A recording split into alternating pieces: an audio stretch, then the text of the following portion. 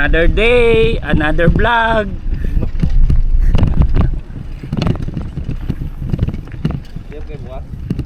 Pasok ako.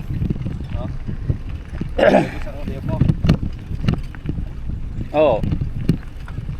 Ano lang ako, tatlo kami, yung dalawa magba-managers. Kami lang ni Sir Jerry. Ewan ko kung siguro mag-washing lang ako ng bila.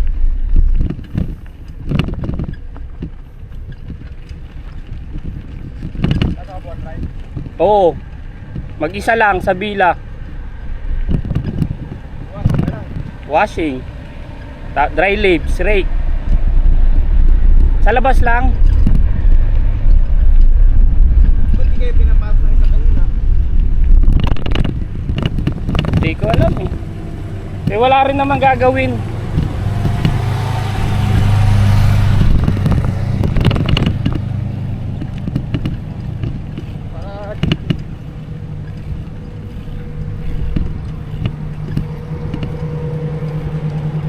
Nilalagdag siya, Rol? Medical siya. Bakit sa sila sigal kapon? Ako tatanungin ko Doon sa drompa.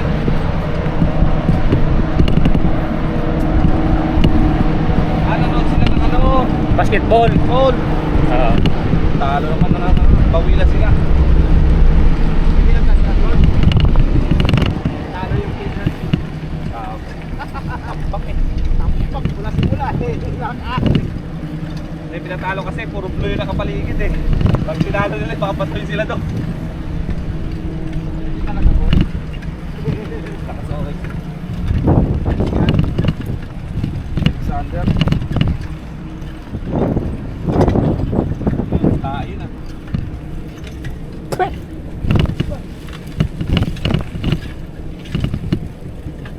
Liko tayo dyan sa ano, lighthouse. Liko tayo. Uy, ba't dyan ka dumadaan? Wrong way ka. Wala ka sa Pilipinas, nasa Bahamas ka. Dito tayo. Ay boy. Walang maganda dyan. Dito may magandang ano, view.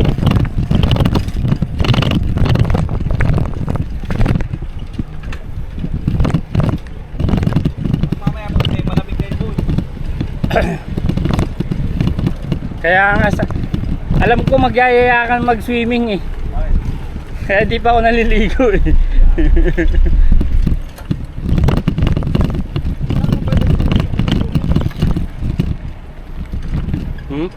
Busog lang ako. Pero hindi. Hindi busog sana ako eh. Hindi swimming. Swimming. Eh nabusog. Swimming. Matunaw.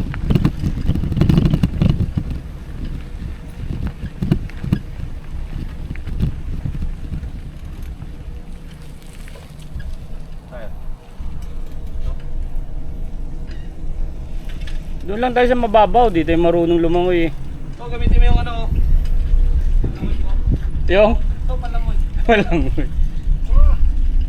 Ay dala ko yung ano, yung waterproof. Lulubog po talaga yan ha? Oo, para matesting. Testing ko naman to, kaso itong yung handle, hindi ko alam kung pwede eh.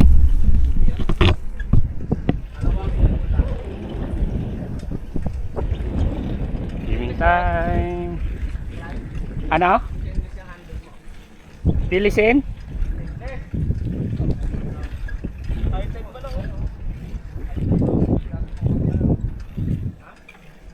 Wow! Dagat. Pagtao eh. Kahit tumalun eh. Wala ng mga hanggang mata. Kaya ko ba talunin yun?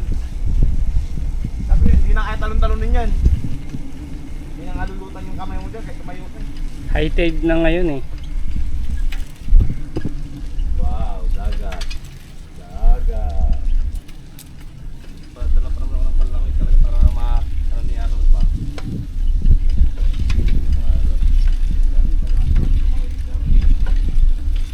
Sino?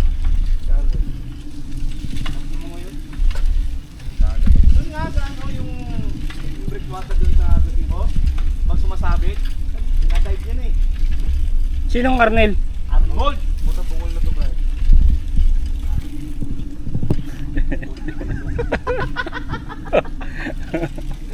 Bungol na talaga, pre. Pasensya na, pre, bungol lang.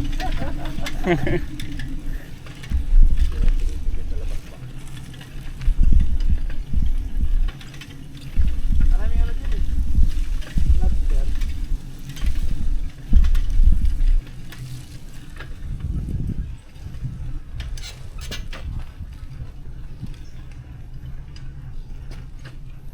Init ang tubig yan, Bray. Maghapon eh. Nakakapasok.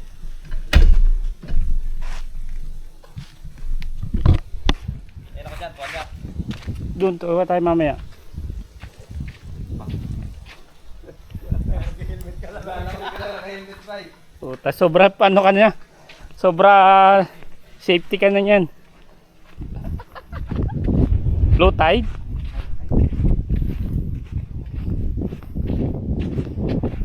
Ay, tayo dyan. Dito nakita yung laking snapper eh, ganyan kalaki oh. Lumalapit sa amin. Wala kasi yung panundot ng butas, panunutin ko talaga. Pag ginagano ko yung buhangin, nakalapit siya oh. Wow. Adi. Wow! Dagat. Dagat.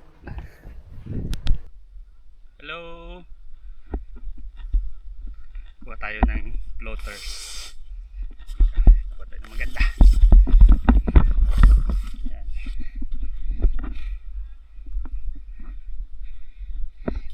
Let's go. Swimming time.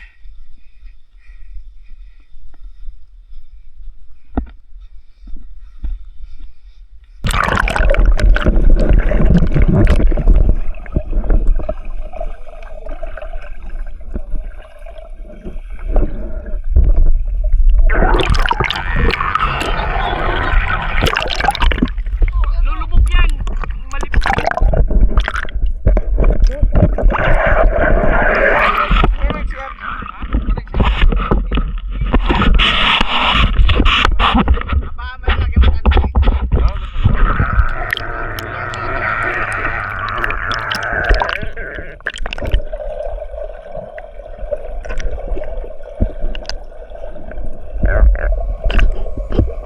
Hello guys, sa time na to bali pinagamit ko yung action cam ko kasi hindi ako marunong lumangoy. So bali siya na yung nag-dive. Sabi ko gamitin niya yung action cam ko para mabidyohan yung ilalim ng dagat. Bali telesin pala yung ang cover ng aking action cam dito. Waterproof. Yan, bali nagsimula na siya mag-dive. Actually hindi naman, snorkeling lang yung ginamit niya, hindi naman totally nag-dive talaga siya. Snorkeling lang. Yan. Bali siya pala yan, si Alan B. Shoutout sa'yo, Alan B. Yan. Kasamahan ko dito sa trabaho. Siya yung pinagamit ko ng camera. Kasi hindi ako marunong lumangoy. Seaman na hindi marunong lumangoy. Alright. Maya maya makikita natin dyan yung mga isda. Punta na siya dun sa gilid ng parang tinambak lang siya, parang water break. Tama ba? Water break o breakwater. Yan. Yan, makikita nyo yung ilalim ng dagat.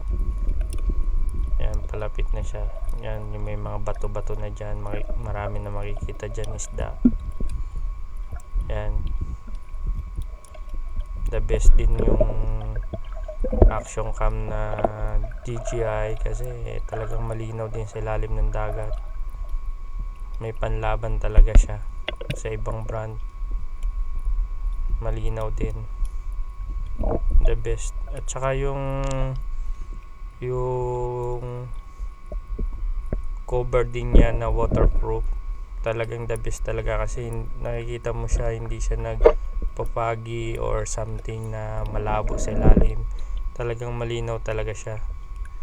Yan, marami yan, school of fish yun, yung isa na yung barracuda yun, nakikita nyo.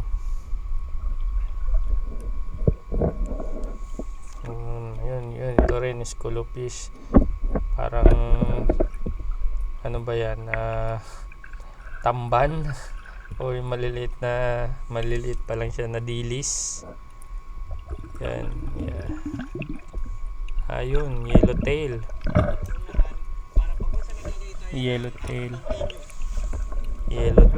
Uy, may tayom.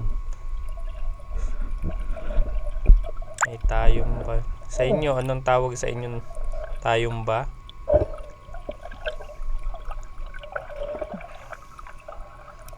Sea urchin yun. Tapos dito nakita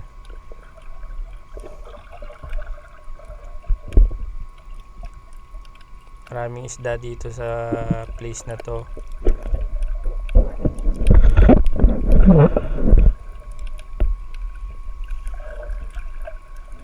Yan.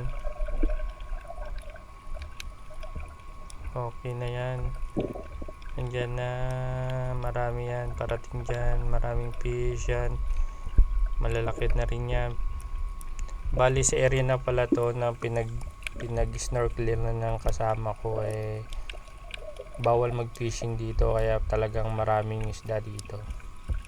Bawal kami mag-fishing dito, parang sanctuary to ng mga fish. So talagang buhay na buhay sila dito. Yan, maraming fish dito, school of fish.